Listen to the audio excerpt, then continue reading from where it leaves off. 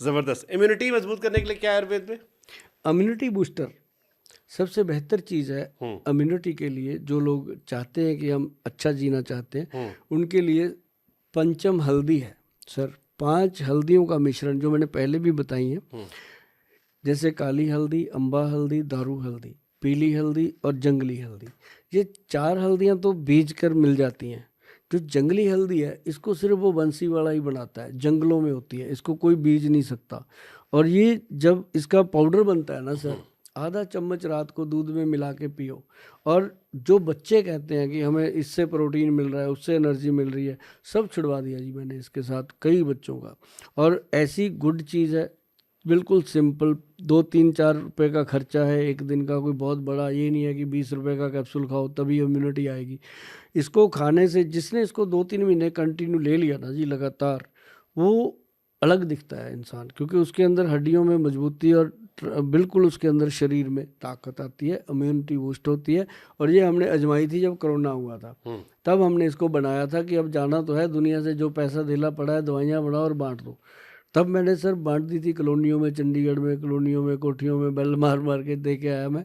तो उस समय लोगों ने मुझे, उसके बाद ही लोगों ने मुझे बहुत चंडीगढ़ में मोहब्बत दी कि इसके साथ बहुत फ़र्क पड़ता है। और लोगों को मैंने उस समय कहा कि आप ब्लैक टी पीना शुरू करो, चाहे दिन में 10 बार पियो, कोरोना आपका कुछ नहीं बिगाड़ सकता। अगर आपने चीनी और चाय के अंदर दूध डाला तो मुश्किल आ जाएगी। सर उसको चाय मत कहो सर, उसको कोई और नाम दे दो वो अच्छा रहेगा। ब्लैक टी, नहीं उसको चाय मत बोलो फिर आप। हाँ, ये चाय के साथ उसको अपना लो। असम काढ़ा बोलते हाँ हैं। कुछ भी बोलो आप, असम काढ़ा, असम काढ़ा हाँ बोलते हैं। कुछ भी बोल दो, मेघालय काढ़ा, लेकिन चाय मत बोलो। चाय वही है सर। चलो आज के बाद उसको बताएंगे मिश्रा जी असम काढ़ा। सर चाय वही है सर, जिसमें चाय पत्ती डालो, उबाल मारे, अदरक डालो, ऐसे ऐसे करके। इलायची, फिर हाँ वो उबाल आना चाहिए, फिर जब पक जाए फिर उसको सूंघो और फिर एक से।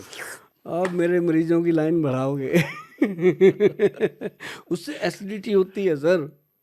अरे ठीक है सर, 1 कप पी लो, आधी कप पी लो, लेकिन चाय चाय उसी को बोलो, बाकी कुछ और नाम देके पियो। ठीक है। अच्छा सर, मौसम बहुत बदलता रहता है, जैसे मैंने शुरू में कहा कि हमारे देश में हर 3-4 महीने मौसम बदलता रहता है। दिल्ली एनसीआर में तो और भी बहुत सारी समस्याएं हैं पॉल्यूशन की।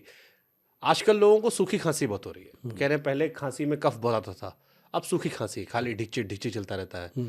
कैसे इससे ओवरकम करें आयुर्वेद से? सेंधा नमक, सिंपल, जो रॉक साल्ट है, उसकी 1 चुटकी, 1 चम्मच शहद, हनी, उसमें मिक्स करो, ऐसे बच्चों की तरह चाट चाट के लो, ऊपर से कोसा पानी पी लो, सुबह तक खांसी खत्म? शांत। क्या बात कर रहे हैं? आप जानते हो सेंधा नमक शहद से? हाँ, आप कन्वर गरेवाल को जानते हो, पंजाब का सिंगर, सूफी कलाकार है। ये उसने अपने शब्दों में बताया, कहता मैं गोयल साहब के पास गया, मैंने कहा मेरा गला ख़राब है, परसों मेरा शो है और गोयल साहब कुछ बताओ, है ना। तो कहता गोयल साहब को पता था कि ये पंजाब का नामी आदमी है, इसने पैसे पूसे देने नहीं, इसने मुझको कहता है कि नमक सा दे के टाल दिया। कहता मैं रास्ते में सोच रहा हूँ कि यार ये इसने क्या दे दिया, इसने सोच लिया कि देना दूना कुछ नहीं, इसने फ्री का बंदा है। तो लेकिन सर उसने विश्वास के साथ खाया और उसने मेरी स्टेज पे आके बोला, मतलब मैं एक दिन हमारे कलाग्राम जैसे में, मुझे खुद 2-3 महीने से खांसी की समस्या हो हाँ गई थी। हमारे कलाग्राम में प्रोग्राम था जी, उस वहाँ पे 1000 के करीब लोग इकट्ठे हुए थे, कन्वर गरेवाल जी का अखाड़ा था वहाँ पे, वो गा रहे थे और मैं वहाँ पे फ्रंट टेबल पे एज ए गेस्ट गया हुआ था। तो उन्होंने मुझे देखते ही स्टेज से बोल दिया, सारी बात बोली जी। उससे क्या क्या ठीक होगा? उससे गला ठीक होगा, गले का रेशा ठीक होगा, खांसी ठीक होगी। और जैसे ही मौसम चेंज होता है, मैं सबको कहता हूँ कि आप मान लो इंडिया से अब्रॉड जा रहे हो, वहाँ उतरते ही पहले इसको ले लो, सेंधा नमक और शहद। आपके ऊपर उस देश का वातावरण असर नहीं करेगा। आप वहाँ से इंडिया आ रहे हो, वहाँ भी ले लो। क्यों सर, इसमें पता है क्या चीज़ है, ध्यान से सुनना।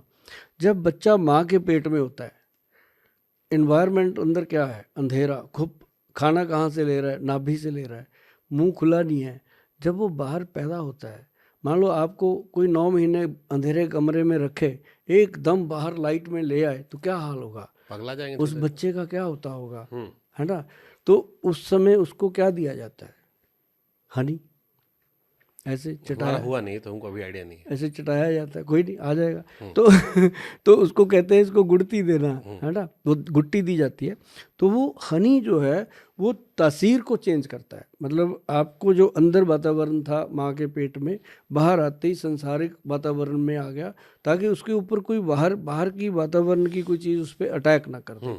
तो हनी का और सेंधा नमक का ये प्रभाव ये है, सर्दी जुकाम और में ये भी काम आता है? साइंटिफिक है। सर्दी जुकाम में सबसे बेहतरीन चीज़ है, सबसे बेहतरीन। बुखार हो तो फिर उस पे बुखार हो तो उसमें एक ना आयुर्वेद में आता है महासुदर्शन काढ़ा, महासुदर्शन कबात आता है, और बहुत कंपनियां बनाती हैं।